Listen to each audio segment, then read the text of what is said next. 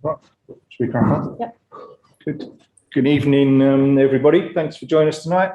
Planning meeting of Froome Town Council. I'm Steve Town. I'll be chairing this evening's meeting.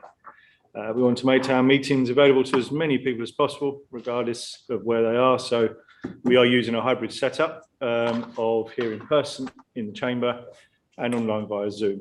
For those in the room, a little housekeeping, emergency exit is to the rear corner of the room, and the assembly point is in the car park. Toilets can be accessed at the very end of the corridor on the right-hand side, and it is an accessible toilet to the right of the lift, which is through that door there. For panelists on Zoom, please use the electronic raised hand by clicking on the participants button at the bottom of your screen.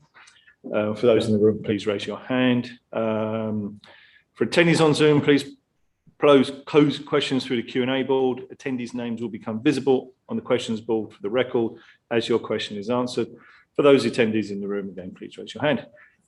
Tonight, Jane will clerk and Hannah will manage the questions board and participant settings. And just for your information, the meeting will be recorded for minuting purposes, and we also live stream to our YouTube channel. So moving on. Agenda item number 1, questions, comments, information from public or councillors. Any questions from anybody? Not relating to applications. Not relating to applications that we're going to be discussing. No, great.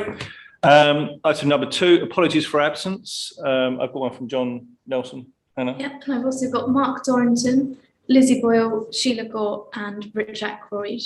Great. Shall I explain? Yes. Yeah. So as you may be aware, the legislation to enable us to hold meetings electronically has now ceased. So it is actually only the councillors in the room who can vote. As we only have 2 councillors in the room, technically the meeting is in quorum. But what we'll do is we will revert to our standing orders, which means that when we are in quorum or decisions need to be made in between meetings, authority is delegated to myself and Steve as chair to make decisions on behalf of the committee. So that's why we can't vote on the apologies or the minutes or any decisions that we're making this evening. But obviously any comments and information that we receive from councillors will be taken into account when we're formulating our responses. Great, thank you, Jane.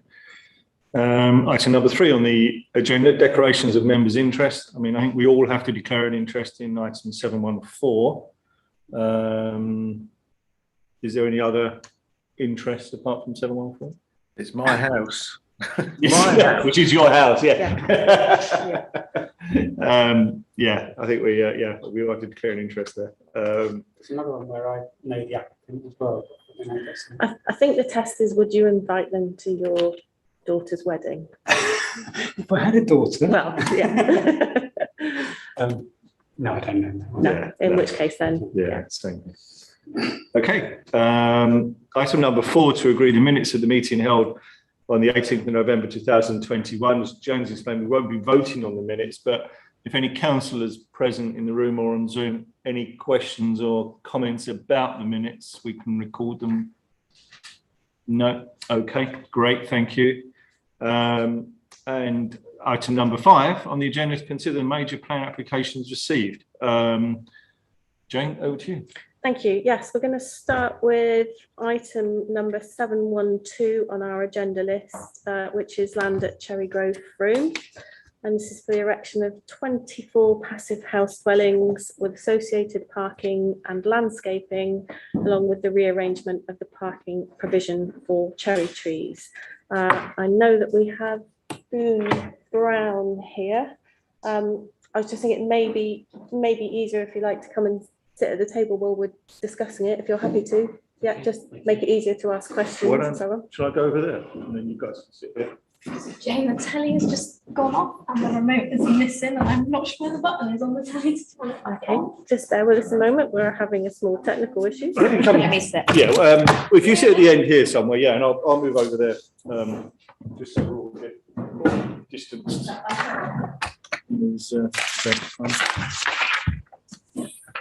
It's not very often we get asked to come to the tables. Okay, so this will be the third time that we've looked at this as the planning committee. Originally, we were concerned about the loss of employment, the loss of the land as an employment site. I'm just going to share my screen with you. Bear with me a second.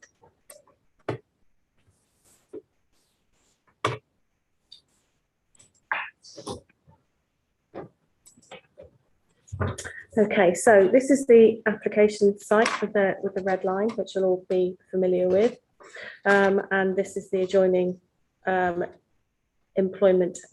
existing employment business. So we were also concerned about the impact that this development would have on the adjoining business, which is right on the end of the Marston trading estate. However, the revised plans were brought forward for the houses to be passive house standards, and I think we agreed that we would be happier with that in terms of the loss of the employment site that the houses sit on. And subsequently, we met with Boone Brown, who actually talked us through the passive house standards, and we were assured and we were happy that they were going to meet those standards. The plans that we were shown at the time as a result of our original response also included some roof lights to the rear of the apartment blocks along here, because we were concerned that there would be very little light into the kitchen areas at the rear. However, they don't seem to have been included on the plans that have been resubmitted for consultation. And also you will all have seen the response from the Environmental Protection Officer at Mendip, who is essentially recommending that the application be refused because of the noise primarily that would impact the apartment block along the rear here, and that would be detrimental to the existing business on the adjoining site just here. So yes, I believe Boone Brown would like to explain a little bit about what the Environmental Protection Officer has said. Yes, please, if that's okay. Thank you. Thanks for the opportunity, and thanks for allowing us to speak today. Yeah, obviously we were disappointed by the comments that we got from the environmental protection team, because I'll just address the question over the roof lights, if I may, quickly. And what we actually did was we introduced windows into the gable walls at the end of the apartments, which essentially brought natural light into the two apartment blocks on the end. It did leave one in the middle, which was not addressed as you may have wished. But what we did do was rearrange the internal arrangements of the apartments so that the principal living spaces and the kitchens were open plan. So, and we also rearranged the wall alignments to allow more lateral light to filter through from the back of, or from the front of the dwellings to the rear. So we felt that we did all we could, because essentially the design relies on the block of flats blocking the sound from the transport yard to the rear, which is a different approach to the scheme that you previously saw and refused ultimately, or Mendip District Council refused it. So the whole principle of this is that the apartment block protects the noise and blocks the noise from the transport yard. And that's why we didn't want to start introducing openings into that elevation, the blank elevation. I know it's what it is, but it was particularly important not to start bringing openings into that rear wall, because then we would have naturally breached made the situation worse potentially in terms of noise. The scheme, or the objection, and I'm no expert on noise, and obviously we had consultants involved, but the objection hinges around the noise externally and not internally. So the environmental team are focusing on the noise if you're outside of the apartments rather than inside. So if you're out on a balcony or in the garden, what they're worried about is excessive noise at the facade and in the garden areas. So the one other thing that I would say about the report, and I don't expect it to make too much difference, I'm not suggesting it will, but what we haven't been able to do so far is update the noise and impact assessment to take account of the fact that the 2 flank walls either side of the apartment block has been increased in height from 3 meters to 4 meters. So we've asked, just to be absolutely clear, we've asked our team to update that report, and as soon as we've got that updated report, we will submit it. It would be wrong of me to say that it's going to, produce a miracle solution. It won't.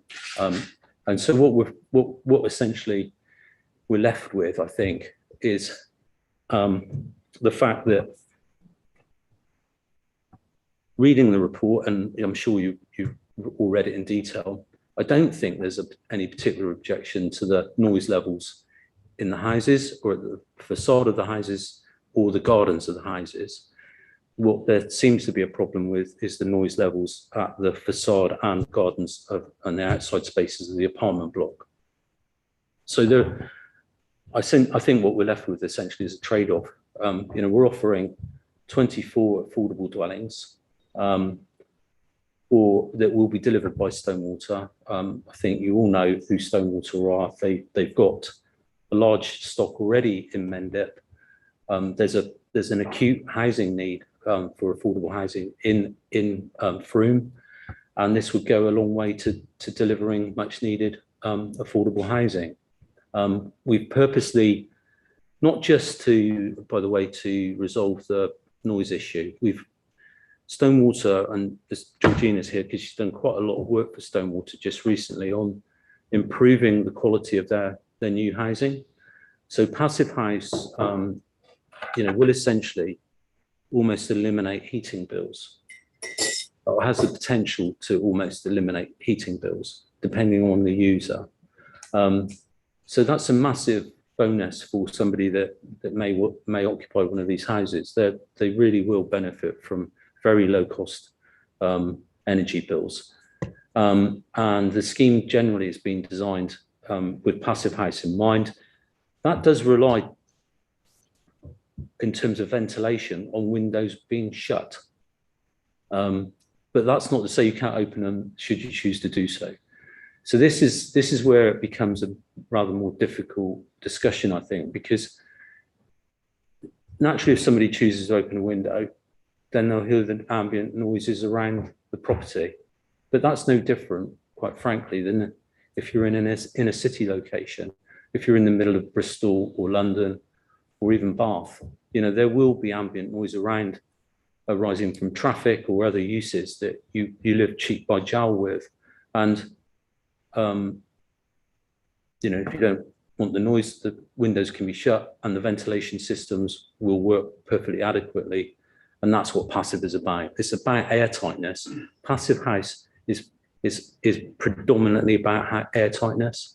And so Stonewater are heading down the direction as a provider of a large number of houses to deliver high quality buildings that come as a fabric first approach. They'll be well insulated, they're soundproofed effectively, and we hope that members will at least understand that this is an opportunity to deliver these houses, and we recognise that it's not ideal from a noise point of view, but given the choice, I would imagine that future occupants would rather have somewhere to live with a slightly noisier background than perhaps not having that choice.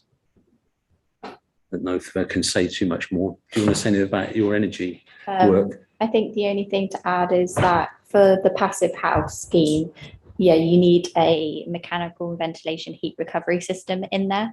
So it effectively takes in the stale air and pushes out fresh air. And actually the health, The other way around. takes in stale. Puts out fresh. Takes him fresh. Takes in fresh and kills the cell and goes out fresh. Oh my God, you know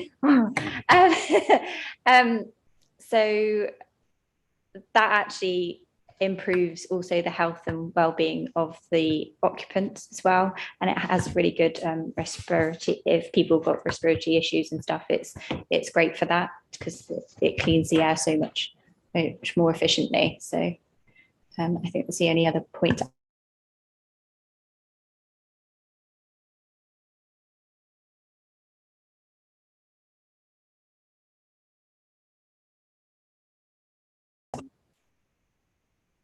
Questions from councillors online? Can you hear me? Councillor in the room. Yeah, I've got plenty. Correct. Seeing as no one's listening online, I don't know. Are they there? Lizzie, can you hear us? Oh, okay. Yeah. Oh, I mean, Paul, yeah. Yeah, lots of things really. It seems that the kind of the occupiers of the flats are kind of paying a bit of quite a heavy price for their role in blocking the sound of the rest of the development. In terms of not being able to open their windows without ambient noise, go out without not being able to go out on their balconies on a hot day because of ambient noise potentially, and actually still a considerable lack of light in the backs of those dwellings, particularly on the ground floor, I imagine. Well, actually, probably it's the same. First floor and ground floor. And I'm not sure that that's necessarily reasonable, really, to expect that. I mean, I totally agree with you that affordable housing is desperately needed in Frome, and actually, there are probably quite a few people that would probably rather live in a house which is noisy than not have a house at all, leaving bed and breakfast.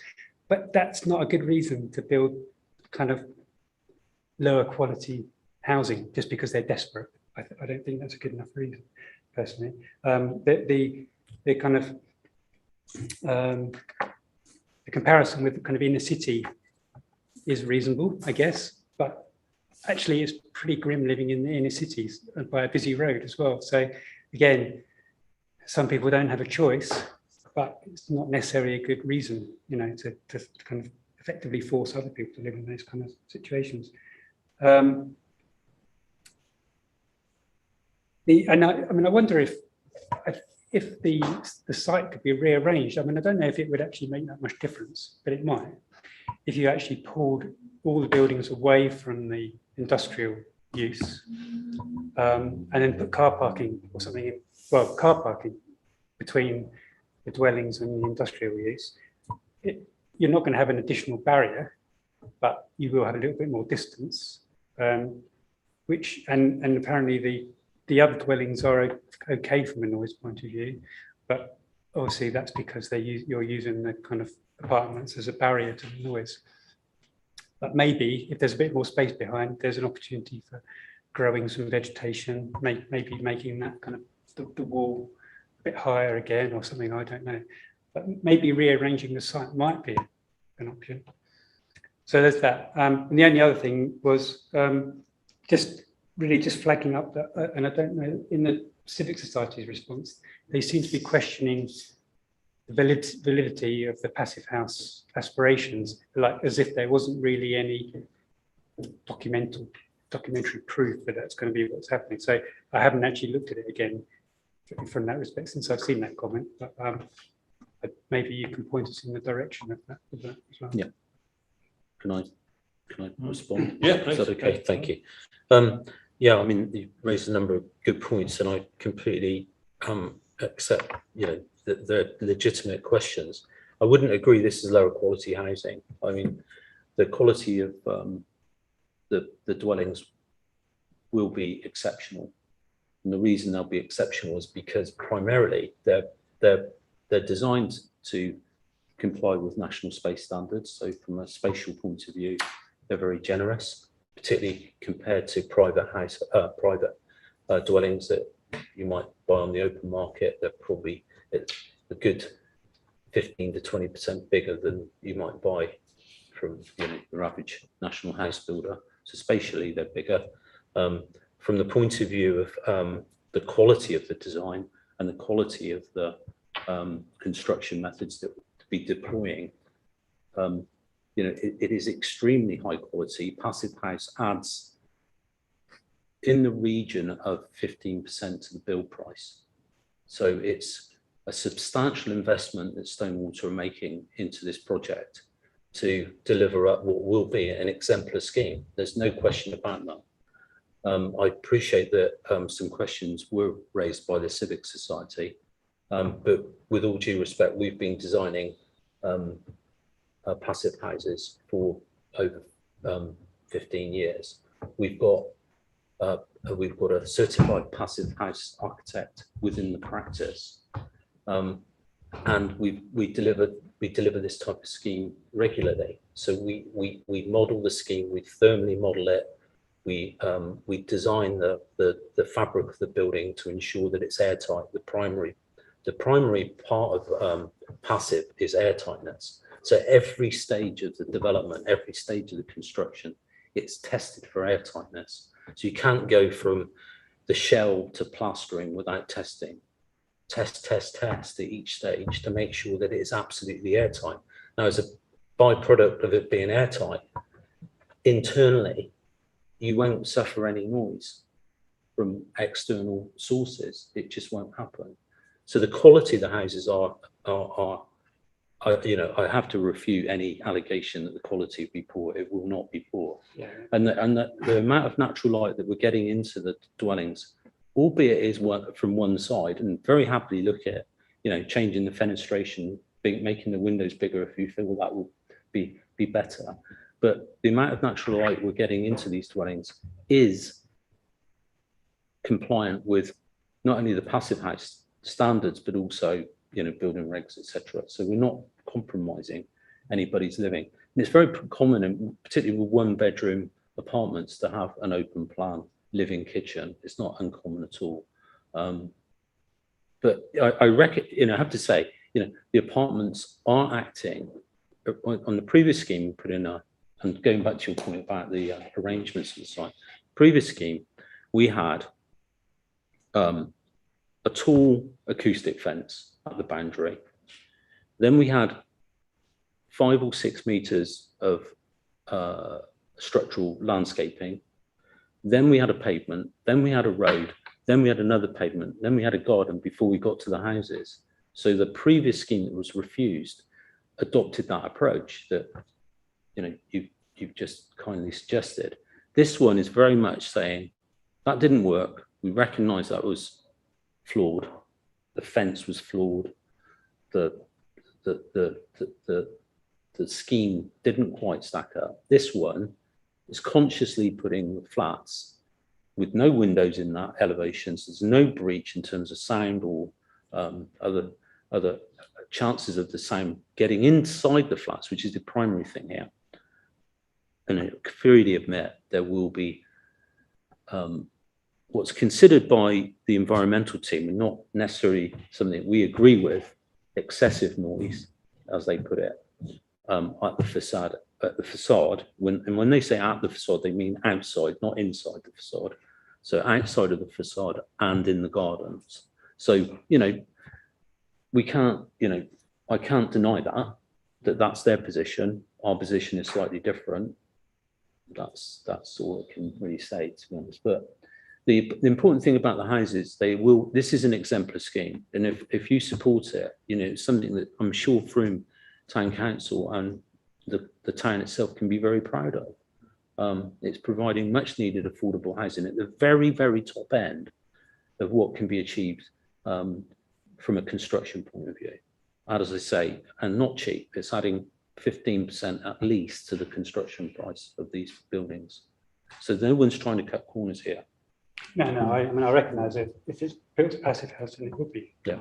Yeah. But yeah, it's just that external noise, not being able to open your windows or go out on your balcony. Well, it's a choice, I think. It's not that you can't. It's if you do, it might be a bit noisy. Yeah. Or noisier. Not necessarily, I think it's all about the training as well, because Stonewater understand that in order to efficiently run a passive house scheme, they need to train any tenants that end up going into it so they can make sure that they use the system most efficiently. So actually, by keeping the windows closed, which a passive house scheme needs in order for the MVHR system to work most correctly, they'll be told, if you open your windows, it won't run efficiently, which then means your bills go up. If you keep them shut, which means it runs efficiently, your bills will be lower. So they are talking about touching base with them after 6 months, a year of them being in there to make sure it has been used effectively as well, which I just wanted to talk about. And also the layout as well. And it's really hard to see a facade like that where it has no windows.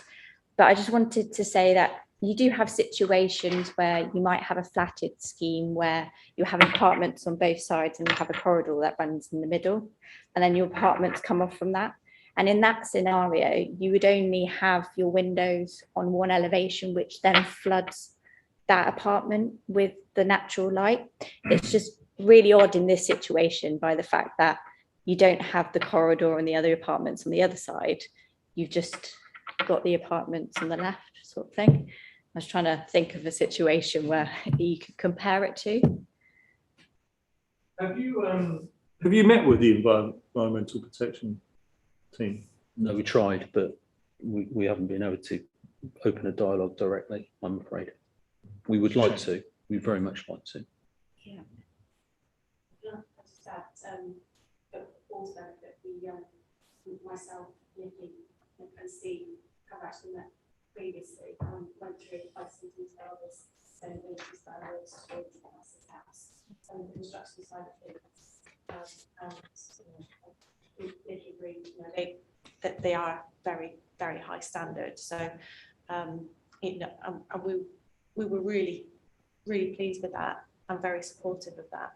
I think the problem is, in light of what environmental protection have said, and I appreciate it is only if people are sat out on the balconies, but people will sit on their balconies and they still could make a noise complaint. And I think that's the position that we're stuck between at the moment. Can you stop sharing for me? Oh, yeah, I just wanna sorry, see if- yeah. 'cause, Richard's got you, yeah. Right, yeah, I thought there was, here we go. Rich, over to you, sir. Thank you. Just a couple of questions. Councillor Helen Kay, who's a district councillor, I've noticed she's put something about connectivity to the site. So cycling routes, walking routes, particularly to the southwest, it would be in the north. It's sort of, I think she says, calls it a gated community. Is that intentional, or would there be any other ways of getting across that site? So rather than having a long walk around, is it possible to have some sort of footpath access? That's the first point. And then second, just out of interest, what sort of people do you envisage living here? I'm quite intrigued as, who do you envisage would be buying one of these properties or renting? What should I deal with the first point? We would be able to create a footpath link across to the southwest, I believe, subject to the landowner's agreement, because as you probably know, it's in the ownership of Somerset County Council. We've actually reserved the right to take a drainage connection through their land, and I don't see any reason why they would object to a footpath link as well if you felt that was important. I can't see any issue against that. It's fairly, it's fundamentally a public building, as you know. It's used primarily for healthcare, dentistry, that type of thing. So, it's pretty much open to the public in any event. So linking through to that site wouldn't be a problem. I think there's a gate link to the north, but yeah, you could easily do one to the south onto the same site. I suppose it might just stop, you kind of get those natural desire lines, don't you, where people break down a bit of fencing so that they can walk through it. It might avoid that sort of thing happening, but I don't know. And secondly, I mean, the people that will be offered these dwellings will be on the housing register Mendip District Council.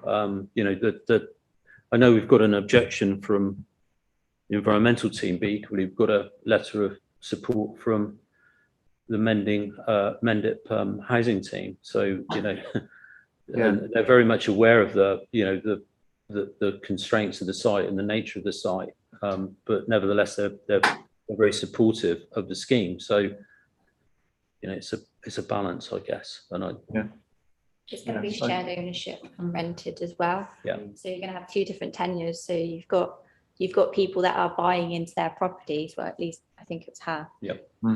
So you know that the maintenance, they're going to really look after their houses and everything. And also because Stonewater have their own management team, they will be kept up. So that hopefully it will give them, they'll be proud of the scheme for years to come for their tenants. I mean, because I think it's worth, and this is a difficult one, so forgive me, I don't want to mislead or upset anybody, but the fact is that the tenants that are offered the dwellings will be made aware of, you know, what the surroundings are. They will be made aware of what's next door. They'll be made aware of that there is noise being created from that unit, and they won't. We can't say you can't object, but they'll be, before they move in, they'll be made fully aware by Stonewater, because they've got a duty of care to their clients. They will make their clients aware of, you know, if you like, the good things as well as the bad things of the site. Okay, thanks for that. Really good. Thanks for the answers. Lizzie. Your hand. Thanks, Steve. Hello. Hello. Hopefully you can hear me. I don't think you'll get any argument from any of us about the need for affordable housing or the benefits of passive house. I think you're fine on those things. I think you will get some questions. I had the same question that Paul in the room had about the site layout. And the configuration of Lego blocks on a bit of greenery to sort of say, well, actually, why are the apartments sort of crammed in against this one wall? And then there's empty space or car parking space dedicated and further towards the residential neighbours. And is there a way of moving things around? Now, I'm not an architect or a planner, so I'm sure there are good reasons, but it would be interesting to see if there are other ways the site could be configured, even if that meant losing a couple of properties, to make a configuration that made more sense and that maybe put the things that aren't affected by noise, such as parking spaces, in the noisy places. Again, I confess, having read the acoustic report last time round, I couldn't really face it again. So again, maybe we probably just need to look at that. I know we talked about the wall previously. The wall went from yay high to yay high and now seems to be somewhere in between. Jane, I can't remember quite where we got to with the wall. But site layout seems to be an opportunity. There's a mixed message in terms of passive house and not opening windows. There is a very mixed message in giving people double French doors, double glass doors and a balcony. Which I know you're doing to create light.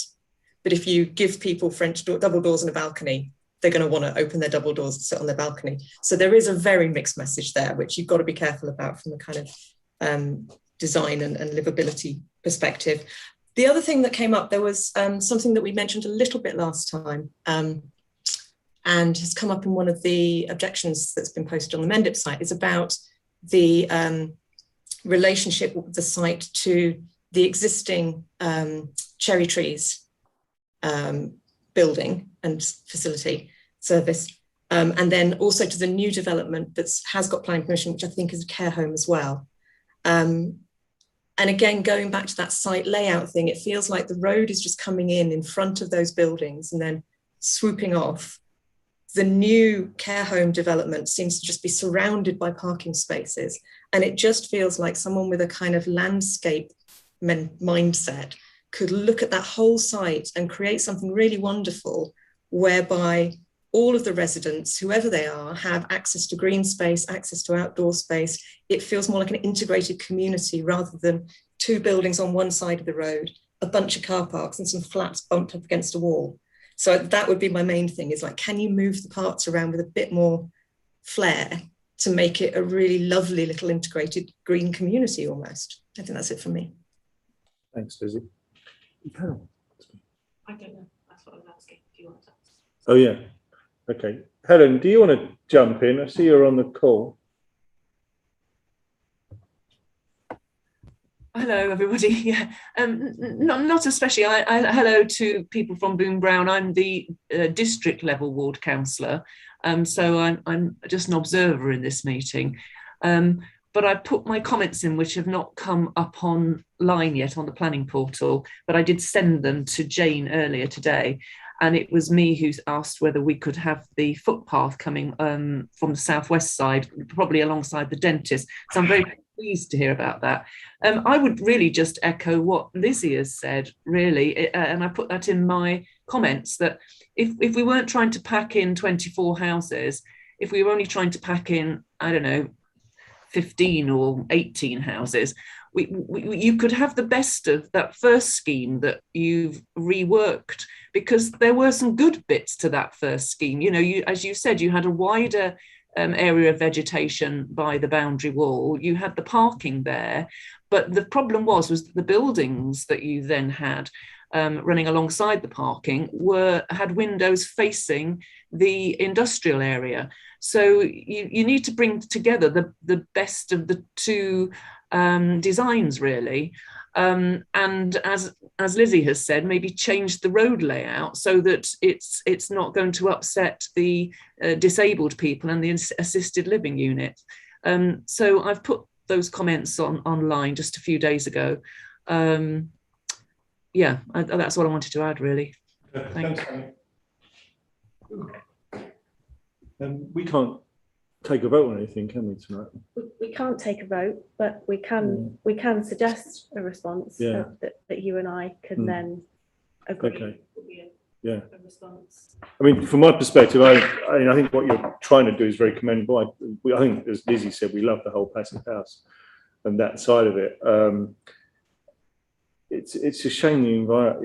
It would be great if you could talk to the environmental sort of agency and see if there could be a compromise there somewhere. I think that would make life a lot easier for us, because I think it's really hard for us to go completely against what they're saying. You know, we have to sort of fall in line to a certain extent, but I think there's an awful lot of good coming out of this, isn't there, at the end of the day? Yeah. Am I able to just respond briefly? Absolutely. Sorry. Because again, you know, we completely respect your opinions and feedback, because it's really useful to get that, because you know, our objective is to get planning permission on this site if we can for residential use. And you know what the trouble is, when we're trying to we're always willing to compromise and we're always willing to talk. That is absolutely the truth. The problem is when we're faced with a sort of one-sided, you know, attempts by us to find a solution, and we're just pushing over ideas without getting, you know, immediate feedback. That makes that process quite one-sided. So we're always trying to improve the scheme while taking account of all of the technical issues. I mean, the technical issues are significant. There's no doubt about that. And the flats in that location, as a means of blocking the sound from the transport yard, is a more effective solution in terms of design than the original scheme. What we did with the original scheme, we took the best of the original scheme, which was a principle. All of the habitable rooms on all of the houses are on the northeast side of the development. So all of the gardens, all of the habitable all of the windows for the habitable rooms are on the northeast side, and all we've got on the southwest side is windows that are providing natural light to stairwells or staircases or maybe bathrooms. So that was the principle of the original design, and that those principles are carried through here. When it comes to the care home, I mean, the road into the site is obviously, as you know, where it is.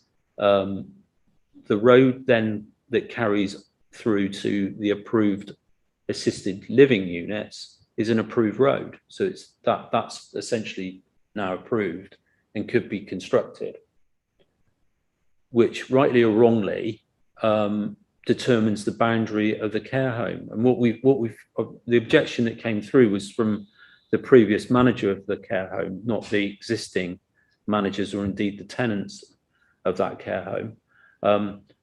You know, we've been to them and we asked them if they're happy, and you know, they're getting improved parking, they're getting improved boundary treatments, they're getting improved landscaping directly around their own building. And I completely agree that, you know, it'd be great for them to get use, and of course they can get use of the very considerable landscaped area that we've provided in the southeast corner of the site.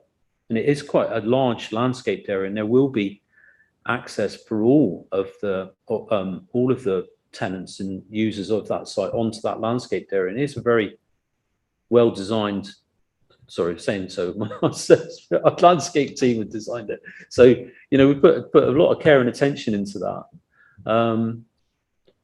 And the area between, you know, this more sterile area between the transport yard and the blank wall of the flats has been purposely left as a wildlife corridor, which is something the ecology team at Mendip asked for. So, you know, we're trying to respect the ecology, we're trying to respect the, you know, the fact that the principal rooms need to be on the northeast side of the development, and that's what the flats do, that's what the houses do, and that's the means of blocking the sound. It's quite it sounds like a very sort of technical solution, but because we've got a very technical problem, it does need to be, we haven't got the freedom, if you like, that we'd normally like in terms of layout to make, you know, to place things perhaps in a position which looks great on plan, but actually wouldn't work necessarily as well from a sound protection point of view. So it is all about sound protection, I have to say. I'm sorry to say that, because it, you know, normally I'd be very happy to talk about improving the design. And I am, as a practice, we are 100% happy to go away from this meeting, talk to anybody that's interested and try and come up with some improvements rather than getting a refusal. We don't want to get a refusal, and we certainly don't want to go to an appeal where it's, you know, where it's going to be, you know, us against you guys. It's just what we want to come up with is a solution that everyone can buy into and is happy with. It's genuinely the case, and Stonewater are genuinely, you know, keen to do that, as are the county council. They want to see this delivered as a social housing scheme, and it will be passive house. I know the civic society don't necessarily agree, but trust me, it is going to be passive. We can also, by the way, we can make the French doors, they don't have to open. You know, they could be just large windows. You know, there's lots of things we can do to improve. We don't have to have balconies, bluntly, you know. Just a quick question about the layout situation. I understand what you're saying, you're using the apartments to block sound. Supposing the apartment design stayed as it is with blank rear wall, but moved away from the commercial area with car park on the other side. Yeah, it would still be effective. Yeah, and also the noise level on the front facade, if you like, would be marginally reduced, I imagine. Maybe enough for environmental protection, I don't know. But I think you'll have the issue of secure by design. So if you have a parking area, like we do a parking court, you need to ensure that there's surveillance within that. So the police officer who would end up overlooking, looking at the plan, he would want windows in that elevation to ensure that that parking court is overlooked. And we had to go through that process for our parking court that we've got in the site plan at the moment. So that's the only issue. If you push it that way and then you put parking behind, you won't have the surveillance. And naturally people will feel intimidated because they're kind of in this buffer that no one's really overlooking. And I think that will come at that sort of issue. Put windows in. Fixed windows, Fixed windows. not opening triple glazed windows. Yeah.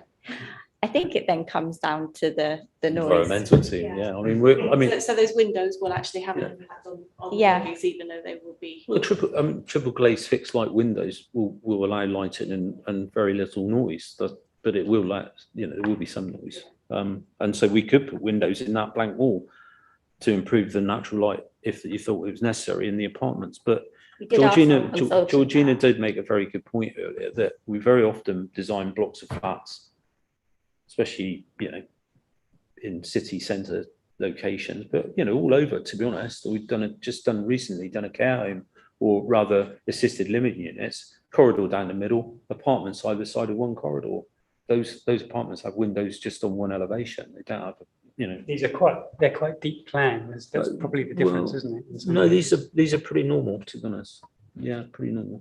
I think what everybody's trying to achieve is a way to with all this suggestion of redesigning it, is a way to make it possible to have all of that wonderful housing, but not the noise impact. And I think really that's what we're sort of talking around. So yes. Rich. Oh yeah, let Rich ask his question. Sorry, Rich. It's more of a comment, really. I think this is a much better design than you originally came to us with, and I think there's a lot of good things about it. I don't find it particularly dense myself. I think it's quite a nicely, it's a nice mix. There are issues with it, and I guess that's what we're trying to tease out, comments and things like that. But I guess the biggest issue is the noise, isn't it? And convincing the environmental protection people that it's okay. And I'm putting aside all our initial things about it was employment land, and then whatever else our other objections were, neighbourhood plan, blah, blah, blah. We're where we are. You are going to get permission at some point to build these. I'm absolutely sure of that. So, on balance, I think, there's a lot of good things about this. And I quite like the idea of a few windows that don't open perhaps on that back wall. That might work. I'm not an expert, but, it might throw in a bit of extra light. Why not? So I don't personally feel that these are massive objections or criticisms on my part, but they're worth pointing out at this stage so that you can go away and possibly improve them a little bit. So for me, it wouldn't be an outright objection, but it would really, I think people you've got to convince annoys the environmental protection people. So I think that's where I am. May I make a suggestion? Just, I wonder if Councillor Gore, as one of the ward members, would be kind enough to facilitate a meeting between us and the environmental team and perhaps the planning officer. That's Councillor Kay. Sorry, beg your pardon. We can try. Helen, I'm not sure if you're listening, but I can talk to you in the morning. We can try. Oh, sorry. What was that? Do you want to facilitate a meeting between The environmental agency, who? potential Protection officer. protection officer, one of them. And the planning officer. Okay, I don't know them. I've never talked to them, but I can give it a go if you think that would be useful. I can take that up and Would you? see if we can. Because if we could sit down, Yeah. and have a discussion, maybe with one of, if you'd be kind enough to come along, just to not necessarily referee, but just to see that there's a balance, sort of. Yeah, There's absolutely. no point having a meeting if only one side. No. Sorry, is that Steve is going to come along? No, well, I probably will come along, but Jane's going to, as a technical expert. Yeah. Okay, so I need to. So I need to. I'll talk to you in the morning, Helen, and we'll see Okay. who, rather than because Ted pursued it. Yeah, I'll talk to you in the morning and we'll see if we can get a meeting together. Okay, I'll try. Right, thank you. All right, sorry about that. Sorry, I just think that might be, No, I absolutely agree. because at least we get one chance at trying to find a solution and compromise that everyone would be happy with. Yeah. Rather than you know, us going to our respective corners now. Yeah, so rather than us actually make any formal comment at this stage, we'll try and facilitate that meeting with Helen's help. Please. And see if there is a solution that can be reached. Yeah. That satisfies both environmental protection. Yeah. And means that we can have some passive housing that, Yes. you know, come forward. Yes, please. And we'll write down the comments that we've made Yeah. tonight and send them across to you. And please rest assured, we won't go into that meeting with any preconceived ideas about rigidly sticking to numbers. If it meant, if it meant losing a few houses to get this over the line, Yeah. because it improves the scheme and gets the environmental team on board, we will do that. Right. All right. So I think that's important to say that we're not trying to waste anyone's time. We really do want to find a solution that will work for everybody. Right. I'd like to reiterate that the point that was made that we really do support the attempt to build affordable housing and the passive house. Thank you. Thanks. Virginia, thanks very much. Sorry, took your time. Yeah, thanks for your time. Thank you. Yeah, no. Okay. Yeah. So the next application that we discuss is number 735 on our list, and that is North. Thank you. Thank you. So this is actually an application for a certificate of lawful development and identified for formal play purposes. I'm just going to share my screen again.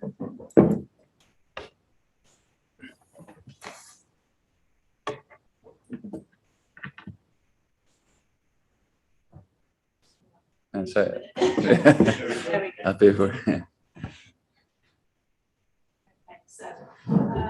Northfield House in Broomfield. This is the application site, and the area that the application relates to is the hatched area here. And I've just put in a picture of the front of the building so that obviously make it more familiar to you. So as the description suggests, this is not a standard planning application. It's for a certificate of lawful existing use, which is essentially a legal decision whereby if development has or a change of use has taken place for a period of 10 years or more, it then actually becomes exempt from enforcement action. So to support the application, there has been a sworn statement provided by, I believe, the deputy headmaster of the school, saying that the area has been used as a play area since 2007, so for 10 years or more. We actually did go and have a look at myself, Steve, and Councillor Rich Ackroyd. Sorry, I'm having one of those days. Just because you can't actually see it from the road, and these are the two photographs I took, which shows the existing play equipment on site. And just to add a bit of further information to that, the boring planning stuff, I'm afraid, which quite clearly sets out that there should be an appropriate legal test for granting the certificate, and it's a balance of probability rather than beyond reasonable doubt. And the suggestion is that it's the applicant who needs to provide evidence or sufficient evidence to justify the grant of the certificate on the balance of probability. As I've said already, the evidence that has been provided is actually in the form of a sworn statement. There isn't any other information or evidence that's been provided. Just stop sharing my screen for the moment. So yes, and we have some local residents who would actually like to speak on the application. So if we hear from them, and then perhaps we can discuss it. Sorry to keep you, by the way. No, That's okay. that's fine. That's right. Good evening. I have written it down so I cover everything off. So thank you very much for listening to our representations.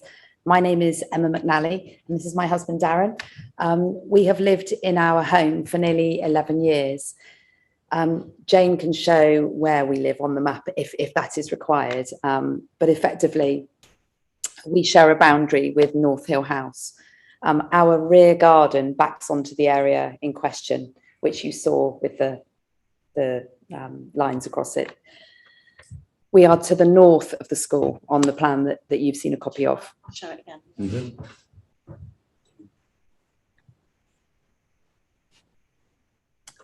So our house is, That's it. See where the you can go up, and then that's our neighbour's house. So we're to the left. we're That's here, our house yeah. there. So that's our house. So Yeah. our garden runs all the way along the back there. Condition 5 was put in place in 2001 when planning permission was granted for the change of use to a school. Condition 5 clearly stated that no area other than the east of the building was to be used as a play area. And Jane, you can see on the right-hand side of that. So if you come down, so just see where it says Springfield. That's Yeah. it. So if you just come down slightly, that it there. is the current That's the current play area. And that is in condition 5. That was the only area that was permitted to be used as a play area. Condition 5 very clearly laid out no other area of the school may be used as a play area. We visited the school prior to purchasing our home to understand what was behind the fence line. We were given a tour of the rear area that backs onto our fence and was told that the area was for facilities only, recycling, deliveries. There's actually a little sort of driveway that runs around the back, and that children were not in that part of the school. Incidentally, condition 5 was put in place, and the specific reason given for condition 5 in 2001 was to protect the amenities of the surrounding residents. We can, without question, be precise and unambiguous in confirming that prior to the recent installation of the current play equipment, we have not heard children in the area in question. We have lived here for nearly 11 years. Darren has completed a statutory declaration this week to that effect, which you're more than welcome to see a copy of. For those of you who know Spring Road, we live in a no-through road. There is no passing traffic. It's got the bollard, if for those of you who know it. We are fortunate enough to have no passing traffic, and we live in an area that has more mature residents. We can be in the garden or in our kitchen with the doors open and can, on many occasions, hear a pin drop. It's a very quiet area. I have worked from home since the pandemic, March 2020. And during the last 10 years, I have been at home for 2 years following the birth of my children, a year in 2012 and a year in 2014/15. Since 2012, I do not work on Mondays or Tuesdays, and I'm at home during the school day, spending time in the rear garden. Darren has also worked from home for at least 18 months outside in our rear garden for his sins, building a garage, building a patio area. So he spent a lot of time there. Unless children play silently, we have not heard them playing in this area in all of our nearly 11 years that we've been there. We note that the statutory declaration submitted by the school refers to it as generally been in daily use. We would expect to see some hard evidence to support the application. For example, current and historical evidence of timetabling to show which children play and when, including any supervision. We would expect to see health and safety records and audits in relation to the equipment that the school have said is in use. We note that the application says that apparently the existing equipment was replaced as it was not fit for purpose. And we would like to know in what regard was it not fit for purpose, and for how long has it not been fit for purpose, as we have lived there for nearly 11 years.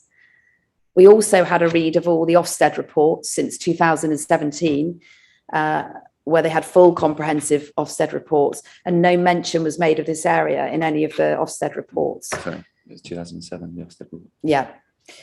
Furthermore, the children have a large play area to the east of the building that is in regular use and is mentioned in the Ofsted reports. I've mentioned the statutory declaration. We have a further 2 letters here from our neighbours, which further support our representations. And finally, we would like to ask the obvious question is, why would we only raise our objections now as to the area in question, bearing in mind we have lived here for nearly 11 years. Surely we would have raised our objections before. Thank you very much. I think it is relevant to probably read out the letters from the other 2 neighbours, if you feel that would be useful. Yeah, please do. So this first letter is from the neighbour who lives directly next to us, to the right of us. So her boundary goes all the way along this area in question. Mrs. Hilda Thorpe, she lives at number 26 Spring Road, and this has been submitted to the council as part of the application. She writes, for the attention, further developments at the Priory School. Yet again, the school known as the Priory or North Hill House School seems to require more facilities. I have lived here since 1968, before the school existed on its present site. And no children have ever played or even been heard or seen by my husband or myself playing in this particular area. When the school began, very strict conditions were put in place to protect us as residents. If children are playing, how many staff would be supervising them? My boundary wall should not be in any danger of damagement or to allow children to wander. My family also expect that my garden can and is used for social purposes. Children's play brings noise, and I must say in this school's case, bad language has been experienced by my neighbours and their guests. I am a retired teacher and examiner and am well used to the behaviour of children. I strongly object to this request, which runs along the whole boundary of my back garden. And that's from Mrs. Hilda Thorpe. And then the other letter is from a resident who lives on the left-hand side of the school, as you look down, a Mr. Peter Chaffer. I have been alerted by Mr. McNally of 24 Spring Road to the above mentioned application. My property, like his, abuts the school, and my wife and I are therefore likely to be affected by the outcome of this application.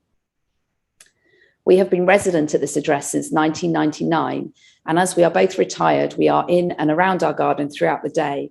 I endorse Mr. McNally's representation that despite declarations 7 and 8 in the statement by Mr. Fleming, we have not seen or heard any formal play sessions in the area indicated in the site plan which accompanies the application. Given the issues that we have had with noise, foul language, and other incidents at the boundary of our property, we would not welcome any development that might adversely impact our enjoyment of our garden any more than has been the case since the school opened in 2002. Thank you.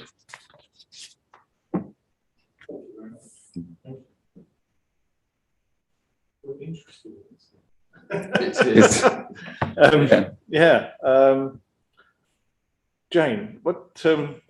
Any comments? Any questions from people online? Lizzie. Yeah, question for Jane really is to clarify what we are discussing. Oh, that was what I was going to ask. Yeah, because we're not necessarily discussing the merits of having play equipment in there. We're discussing whether there has been that, whether it's demonstrably beyond reasonable doubt, borrow a phrase, that there has been play there for 10 years plus. Yeah, so formal play on that bit of land for more than 10 years. Yeah, so this is not a question of, this is not a planning application where we're looking at the benefits of having a play area there or the impacts that might have on the neighbouring properties. This is simply a case of, has it been there for 10 years or more or not? And you know, we have a situation where we've got a sworn statement from one side and a sworn statement from the other. So for the avoidance of doubt, the onus would be on the school to provide further evidence as suggested, either in the form of play inspection reports that go back 10 years or play equipment inspection reports, sorry, that go back 10 years or more. I would hope that is how the planning officer at Mendip would consider that. And I would suggest that's probably the route that we want to go down to ask. Sorry, can you just check, have you submitted those statements to Mendip yet? They were done this week. They were done this week, yeah. So they said that because they said it's because it's not planning, you can't sort of do it like you normally would. Yeah. So it's a different, because it's not a planning application. Yeah. But Mendip have seen your sworn statements and they are aware of them. No, because they're going off this week. They're going off this week, We right, thought we'd do it tonight, see you tonight, and then if we needed to add anything, then we would add it to our cover letter. So so as exactly as I've said, we're in the position where one is saying one thing and one is saying the other, and actually I believe it's Mendip's role to look at that, the avoidance of doubt. So that's what I believe we should say in our response. Sheila as well. Sorry, Sheila. Well, no, it's just a bit of clarification. If it's a school, surely it's Somerset that would actually hold that information about the use of. I don't know. I mean, I'm just suggesting it might be an onus on Somerset too, to actually show from their inspections that this place is, this area is being used or not. I'm not 100% sure, Sheila. That I mean, there will be records. Yeah, there should be. Certainly. Should be records somewhere. If that should have records. Yeah, if that is the case. I think that's the. And I think that's what's required in this instance. Yeah, I think. Yeah, to me, the onus is on the school to prove that area has been used as a play area, isn't it? And the sworn letter from one person is not really. I mean, that can be enough in a lot of instances, but given that there's a counter statement, then I think there needs to be more. Yeah. So what we're also saying is that equipment that you photographed has not really been used. Is that what? It was only put in last year. Yeah, it was put in. So it was put in this year, and the enforcement officer has been out with a site visit along with the planning officer, and he's already confirmed that it amounts to operational development, and therefore it is subject to, it needs rectifying. But his view was, I want to get the certificate of lawfulness decision made first, and then we will begin down the planning, give them their planning options. Well, that's okay. Well, that clears a bit more, it up a bit more. Thank you.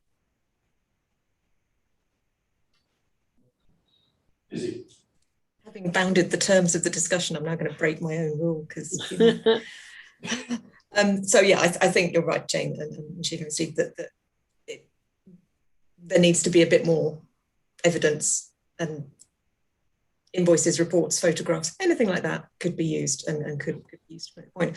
I do think in the light of the town council producing its play strategy, the importance of play generally, the importance of having green spaces for play purposes and educational purposes, it might then lead to a conversation with the school about how different parts of their site are used. So, and I think, and I live relatively close to the area as well. Not close enough to hear anything. But I think, yeah, it might be that then there are further conversations about how the space and the site get used. But hopefully those will be done with the neighbours and the community and within the kind of guide, the boundaries that have been set in the previous decision, the previous planning applications and previous decisions. Because what I wouldn't want to do is to be seen to be saying that children can only play on their tarmacked surface, or they can only learn in their classroom environments. I think, we do want to encourage a broader connection with green spaces and connection with nature more generally. So gone off topic, but that's me.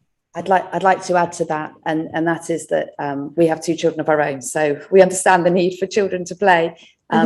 North Hill House own the school that is opposite on the other side of the road as you go down.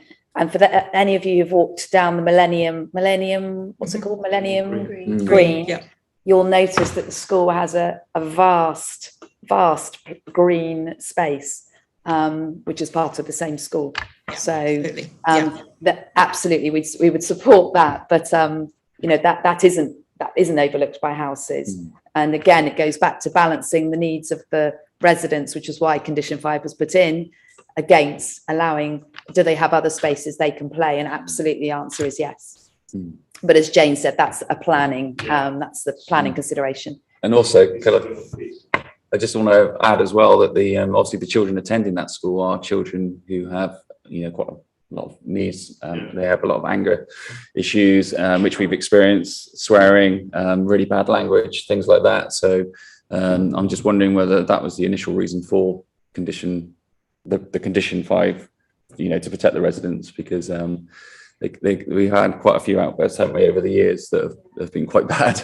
And unfortunately, because that application is so old, the documents aren't available online, so I haven't been able to interrogate those. But I think I came to a similar assumption. You know, it's clearly put there for a reason. Rich. Thanks. Yeah, it's just interesting. I'm an ex-teacher, so I've got a lot of sympathy with the school, but this is not what we're talking about at the moment. It's interesting that you've heard people swearing, but you haven't heard them playing. That's interesting. I just find that interesting. But I had a look around the other day, and it's a new head, I think, isn't it? He's only been there a little while. He seemed fairly affable, and I think we said that the emphasis is on the school to provide some evidence, and then obviously the decision will be made, and eventually there'll be a planning application if whatever. But I would always urge people to talk, you know, to negotiate and sort of go around and sort of. He did say they could put soundproofing up, or they could put screens up. Whether that is actually, you know, going to change things, I don't know, and I don't really want to influence the outcome of this or appear like I'm on one side or the other. But I think going forward, I would always urge dialogue, you know, rather than confrontation. He seemed like a reasonable guy, so it's worth it, you know, in the future to kind of get in touch with him and have a civil meeting and see what we can do. But I think the emphasis at the moment is certainly on the school to provide the evidence that it's been used for 10 years or more. So, I'd like to clarify the point you made about you haven't heard them playing, but you have heard them swearing. The point that we're referring to is when the new play equipment was in use for a very short period of time. So the enforcement team were doing they were going through the motions, and they immediately said, you are in breach, you need to stop using it. So that was when the language was heard. Over the years as well, we've also had the odd escapee. So a child has escaped and been climbing on our fence, and before the staff have been able to catch them.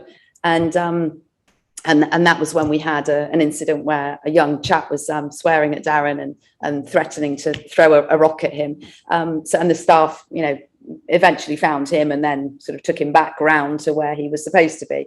So just to clarify, that's the point in relation to playing against swearing. Yeah. Okay. Thanks for that. Thanks. So I think position the onus is on the school to come up with. Yeah, and as we've talked through our response, should you and I agree, obviously because we can't vote on it, would you know, for that avoidance of doubt, that there needs to be further information submitted or further evidence submitted by the school in whatever form that they have, and then it will be down to Mendip's planning officer to determine whether or not they feel they've got sufficient evidence. Okay. It sounds a bit like that. I mean, this is a kind of technical issue at the moment we're talking about. Yeah. But if the school loses, they'll probably put a planning application to use Sure. that site anyway. So we'll be back here talking about And all those other considerations that we've talked about will then come in as part of that discussion. Thank you. Okay. Brilliant. Thank you. Thank you for your time. Thank you. Sorry, you Had to wait. That's okay. It was quite interesting listening. Yeah, it was. Yeah. Yeah. A bit of a theme tonight so far. Yeah. I was thinking the same as what you were thinking with the fixed panes windows in the back. And also Bellix do really good tunnel lights. Have you seen those for the roofs for generating light through into the ceilings of rooms? And I don't know. There's ways. Yeah. There's ways. Yeah. Thank you very much. Thanks for your time. Thank you. Okay, so next on our list for discussion is number 720, and this is 6 The Cedars Room. We do have Jeremy Smalley as an attendee who I know would like to speak. So before I start, if we could perhaps make him over. There he is. Hi, Jeremy. Sorry you've had to hang on for so long. Hi, Right. Can you hear me? Yeah, we can. Yeah. Oh, I'm great.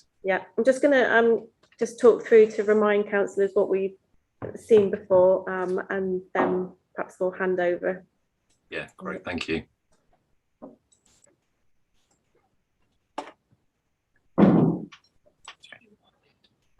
I have to wait while my screen catches up. There we go. So yes, this is 6 The Cedars Room, and the description is for the demolition of the garage, the erection of a 2-storey side extension, and the removal of the boundary wall to facilitate vehicle parking. So we saw this application at our last planning meeting, and we noted that there were no floor plans at the time, or no details to show the proposed parking layout. So those plans have now been provided, and as you can see in the proposed layout, they've showed that 2 cars could be parked there, and they've also provided a further drawing showing potential parking for 3 cars. Personally, to me, parking 3 cars there looks very tight and very awkward. And actually, similarly with the 2 cars, it would mean that they would either have to reverse in, and particularly on this one, I think they'd have to reverse in, out, and in and out. Anyway, and also the comments from neighbours that have been submitted, there are objections regarding overlooking, and certainly I believe there is a potential for overlooking, the impact that it will have on the amenity of the area, and quite simply that it's an overdevelopment of the site, which in my opinion, I also believe it's an overdevelopment of the site. So do you want to hear from Jeremy first? Yeah. Jeremy, over to you, sir. Thank you very much. Thanks ever so much for allowing me to speak to you. I'm speaking on behalf of my friends who live at number 8 The Cedars and who can't be at tonight's meeting. They've objected to the planning application at number 6, and they've submitted their objection to MENDIP and set out their reasons in the objection letter. And I think, Jane, you've just covered them really well, really. And they want me to urge you to, as a town council, to object to the application as well. Primarily approved would undermine the intentions and the policies set out in your own Frome Town Design Guide and statement. The development is overdevelopment of that plot, and it creates a significant amount of overlooking for the garden of number 7 and number 8, which obviously then affects their privacy and amenity. And I think that's contrary to Q2 and Q4 of your design. And then I think added to that, the design with its change to the frontage on that north side of the Cedars, the loss of the stone wall, the loss of the car parking capacity, and the architectural detailing, particularly the flat roof, character of that north side of the Cedars quite considerably. And I think that is born, Jane, you've just said about the 3-car parking looks tight. And I think it does. And I think that, again, is contrary to your policies L9 and L10, which, address this issue of stone walls and the frontage and not making everything a hard edge. So I think that's it, really. And I think you've covered it, Jane, in your comments. But again, thank you very much for the opportunity to speak and for listening. Appreciate your time. Thanks, Jeremy. Councillors, any questions for anybody? Does anybody want me to show the existing or proposed elevations and the layout? Will that help? Yes, please. Yeah. Okay. We've got Rich. I thought Lizzie had her hand up, but she's taken it down. I pretty much agree with Jeremy, to be honest. Yeah, I can't see how you get through, and Jane, I can't see how you get 3 cars in there. It would be in out, shake it all about sort of thing. So I pretty much agree with Jeremy. Okay, thanks. Lizzie? And could you show the one that has the site boundary? So the red line is presumably all of that. So that where the kind of car parking triangle ends, it then goes on to a bit of landscaping. I think on Street View, it looks like it goes to some sort of slightly raised landscape. Just grass, I believe, yeah. Yeah, because my concern is that once you start trying to squeeze 3 cars in a tiny triangle, Going to be on the grass. either you're then going to get rid of that grass area, which is the only bit of the important part of landscaping there, or you're going to start to get cars parked on the street, which is just, as a resident of Robin Road, really annoying. So yeah, it does feel overdevelopment. It just feels too big and unnecessary for the space available. Thanks, Lizzie. Anyone else, Paul? Oh, I agree. I mean, yeah. Yeah, same here, by the way. Yeah. Okay. I mean, the point I want to make is that the Cedars hasn't been built that long, has it? It was only built 4 or 5 years back, and it was built with that design in mind, and it seems to be changing the whole. It's quite a small plot for what's. Yeah, exactly. Yeah, and it just seems to be, changing it unnecessarily. That would be more. Okay, so I think everybody's in agreement on that. So our comments will reflect essentially what we've already spoken about, the fact that there's inadequate parking, or the parking that they've shown is not suitable. Obviously, the overlooking issues, the impact on the amenity of the area, the fact that it is overdevelopment, and as Jeremy pointed out, that actually none of that is in line with what's out in our town design statement. So yes, normally we would vote, but we can't. As I explained, we're not voting. So yeah, thank you, Jeremy. Thank you. Thank you very much. Yeah, thanks. Sorry it took so long to get to this one. No, not at all. I appreciate your time. Thank you. Yeah, thank you very much. Cheers. Thank you. Bye. okay, so 719. You asked me to tell you. Yeah. So next on our list is 719, and this is 42 Nanny Road. Just bear with me while I get to the right page on my notes. Yeah, so it's 42 Nanny Road, Frim. This is for the erection of a 1.8 metre high, close bordered fence and gates behind the existing stone wall boundary.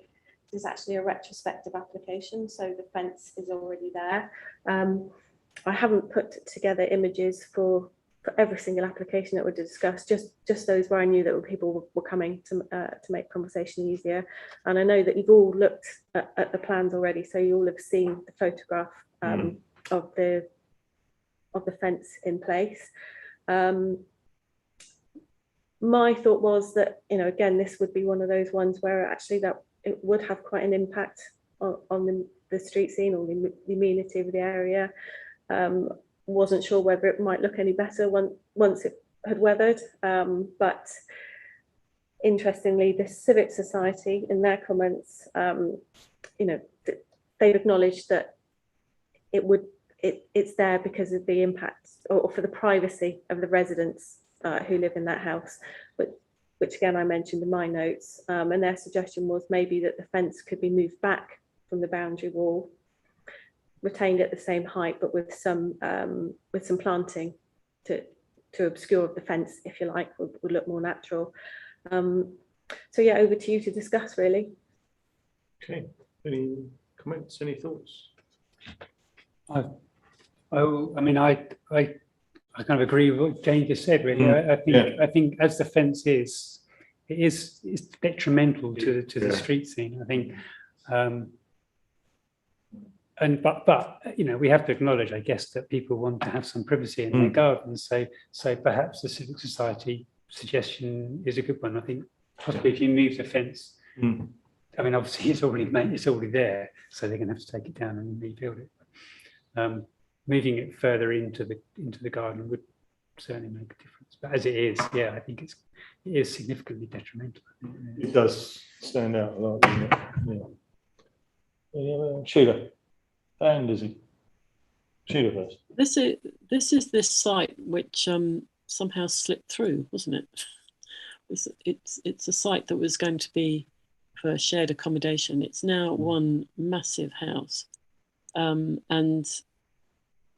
I think we wanted to get something organised around the back, and then because they'd already built the garage, I mean, the whole garage was all parking issues, isn't it? And it's just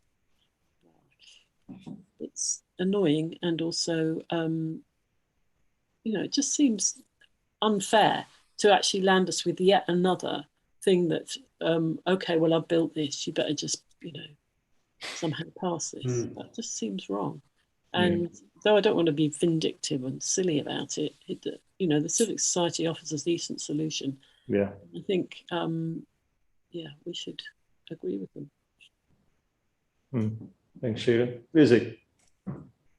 Yeah, it does feel like it's sort of build it and then you get to keep it. And that if it was once, you go, okay, we'll be nice about it. But it's a consistent pattern of, I'm going to build my thing how I want it on this site. It feels that way. And particularly having kind of blocked the access for parking for the neighbours, who I think were shared accommodation. It's just, the objection that was interesting that I had a look at earlier was from the neighbour on Portland Road, whose driveway basically now abuts a very tall fence, and who has concerns that as he drives out of his driveway, he can't see if there are children on the pavement going to schools, if there are cars coming, bikes coming by. So, I wondered about splay issues and visibility issues and the impact of that on that neighbour. And even if it just meant sort of taking down some of the height at that end of the site, which is not really your main back garden, I don't know. But yeah, anything that could be a bit more gently done would be appreciated. I mean, part of me is just like, just take the fence down and then ask for permission and we'll see how you go. But actually, moving it, or at least accommodating the fact that the neighbour is very concerned about maybe coming out of his driveway and hitting someone. Great, thanks, Lizzie. Rich. In my written comments that we provide before this meeting, I put no objections, but I hadn't realised I missed the retrospective bit, and it does sort of get my ire up that the rest of us have to apply before we do it. So it always annoys me. Somebody who is a builder ought to know better. But anyway, there we go. So I think the Civic Society suggestion is a good one. And I think Lizzie's is quite good as well. The idea of splay, I think that's good. So I think that's a good suggestion. Okay. I guess the point is that we're objecting, aren't we? Oh, we are basically, yeah. We objection they can come up as it with a is. solution. It will come back to us, I guess. Yes, yeah. So if it's moved, because it's over 1 metre adjoining a highway, it will still need planning permission. So yes, in theory, it should come back to us for to be reconsidered. And at that point, then we can see whether or not there will be any issues with the neighbour pulling out of their drive. Is it only within the metre of the boundary? I think it's 2 metres. Right. I'm not. I get confused which way around it is. I can know. Yeah, but potentially it will come back to us as a planning application. So yes, we will object to that one. Make reference to the suggestion by the Civic Society. Yes, if it's that quite a good is- one, If isn't that's an option. But maybe reiterate that they should apply planning permission before they make that change. Yes. Absolutely. It would help, wouldn't it? Okay, so next on the list is 722. 722 on our list. And this is 6 Willow Vale. 6 Willow Vale, and it's for the felling of a cherry tree to reduce a sycamore by 3 meters and also to fell a goat willow. There haven't been any reasons given for the felling, and not actually, you know, so I guess if they haven't given any reasons for the felling, should we just all, you know, should we be objecting to this, or over to you really? Is it you know, given the we know there are a lot of people that are very concerned about the loss of trees. You know, do they need to be felled? Is there an alternative? What impact will this have on the amenity of the area? We need a bit more information, would be my first comment. Any other thoughts from anybody? Yeah, I would agree. I mean, I think it does seem to be a common theme with tree applications, that I think applicants they feel that they're just going through the motions. They just have to provide the bare minimum, and that'd be fine. But actually, no, we need more information. Yeah, especially on when they're felling them completely, and these are, I think they're premature trees as well, aren't they? Yes, they are. They're not. I mean, it was recently pointed out to me that, you know, if we say we need more information, we're not actually going to get it. You know, if we want it, we've got to go to the applicants and ask for it, not ask Mendip to get it on our behalf. So, you know, I think with that in mind, you know, we need to object, and do it that way. You know, we don't have any rights to enter anybody's property. You know, we could ring up and ask them if we could go in. You know, given the amount of applications that we've got on the list, that's not always feasible. And actually, you know, it is for the tree officer at Mendip to determine whether or not those trees are worthy of protection. You know, we don't necessarily have that expertise amongst ourselves. So my advice would be that we object. I guess the point is that what we're saying to Mendip is that we don't think they should approve this, given the amount of information that's available to them. Exactly. Yeah. Rich, sorry. Yeah, I was going to say the same, because I've met, I don't know them, but I've met the owners of the land a few times because they're part of the Froome Tunnels team. Mark probably knows them better than I do, but I know that they're decent people, and I know that their garden's really interesting. It's not it's quite a wildlife friendly garden, so I'm sure they're doing it for the right reasons. But you're absolutely right. There's no information here, and it's just a common thing that if Mendip can screen them before we get them, that would be fantastic. You know, because they're supposed to have reasons in. Somebody should check it. No reason. Can you add a reason? And then we can make a proper decision. I think it's just common courtesy, really. We've got to make. It's our role to make a decision. You can't make a decision if you haven't got all the evidence. No. Lizzie. I wonder if we can also do the opposite bit, which is, because we're talking about the householders, but given that it's often the same companies who are doing the tree works, to also send something out to them to say, if you are applying to do tree works in Froome, you will have to tell us why, because otherwise we'll say no. And they may actually be quite happy about that. They might be chopping down trees that they don't necessarily want to, or they might start to look at things in a different way as well. So let's try both sides. Good point. Okay, that's that one. Thank you. So next on the list is number 723.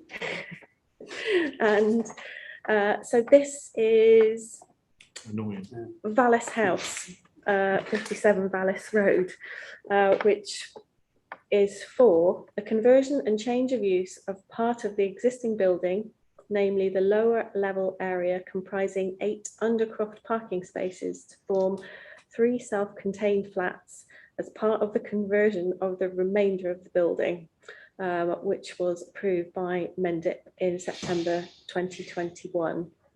You might recall seeing that application. It was actually a prior approval application as opposed to a full planning application, as there are now permitted development rights in place where you can change offices into flats or residential units at least. So this is a bit confusing. So they didn't need planning permission to convert the majority of it into flats, but because the undercroft parking, they do need planning permission for that element of it, which would in total make 34 flats. There is a previous planning approval which was in place before the change in the permitted development rights came in, so they could do it without planning permission, and that's for 31 flats. They're saying in all their submissions that it actually meets all the necessary parking requirements. Yeah, it's difficult. I think even if we wanted to object, it wouldn't be material considerations necessarily. But I think the concern, especially that's been raised by the Civic Society, is about the quality of the environment of those flats and the outside area. So just over to you to discuss, really, to see how you want to respond to this one. Anybody? Paul? Well, yeah, it's overdevelopment, isn't it? Yeah. Totally. Grounds of overdevelopment.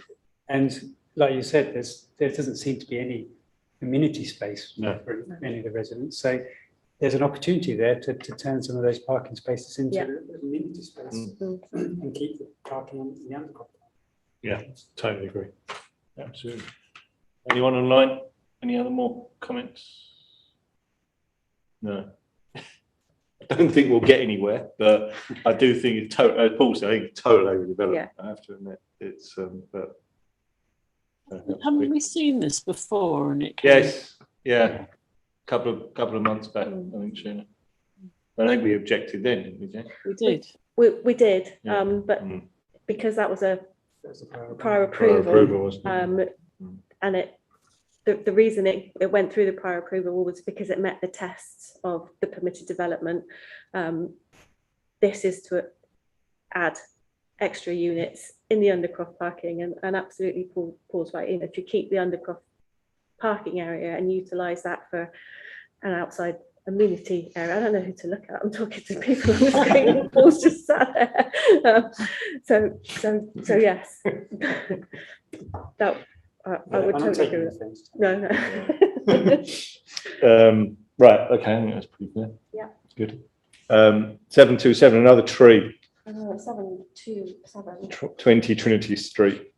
Silver birch fell, then replaced with a more suitable tree. There is a reason for felling this one, it would appear. Yes. Yeah. Steve just did that bit.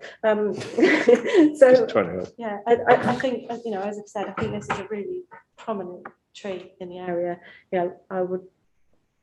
I can quite see that, given the constrict, there's a lot of houses there. It's a big tree in a small area, and it probably is having an impact on the main sewer. But as the last meeting, we looked at a tree, and actually our comments were, perhaps they should be considering using root barriers rather than felling the tree. And again, that would be my suggestion in this instance. Any comments online? Or? It was a big tree. I mean, I think on the last one, the one at Albridge, we in terms of consistency, I think we probably should ask them to look at alternatives rather than the felling of the tree. On that one, we asked for root barrier, or for them to look at root barriers, and perhaps we should do the same on this one. I think that's probably again, in terms of having a consistent approach across all tree applications that come forward. That's probably where we need to be. I would sort of say I'd leave it up to everyone else, but as well. But that would be my thoughts as well. Rich. Yeah, agree. Thank you. Okay. I think we're getting close to maybe I mean, we've got such a massive tree policy in the council, and so are we getting Yeah. close to having some sort of leaflet or something that says, look, this is what we're about, and when you're considering this sort of thing. Yeah, so similar to the supplementary guidance that Nikki did for us. Yeah, exactly. But one for trees. Yeah. Yeah. You hadn't something to do. She'll be delighted. Okay, so you'll be pleased to know this is the last one that I've highlighted for discussion. And this is number 739 on the list, Knoll House, White Mill Lane. It's the erection of a wooden summer house and storage shed. And really the only reason that I've raised it is because I don't think the drawings that they've supplied are actually adequate to assess the No, proposal they're absolutely awful, aren't they? in relation to the Yeah. existing dwelling. And you'll have seen that the comments from the Civic Society They sort of echo that, don't they? which talk about the design of the actual main dwelling and the potential impact that this could have on that. But obviously we can't really assess that because there's no detail of it as part of the application. One question, is it a listed building?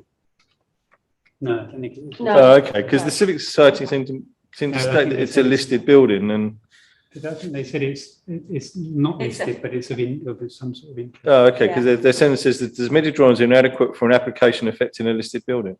Yeah. I didn't think it was, but I can double check that. But Irrespective, yeah. it is a prominent building, isn't it? And Yeah. it's it may be one of the other adjoining buildings Yeah. that are listed. yeah, sure.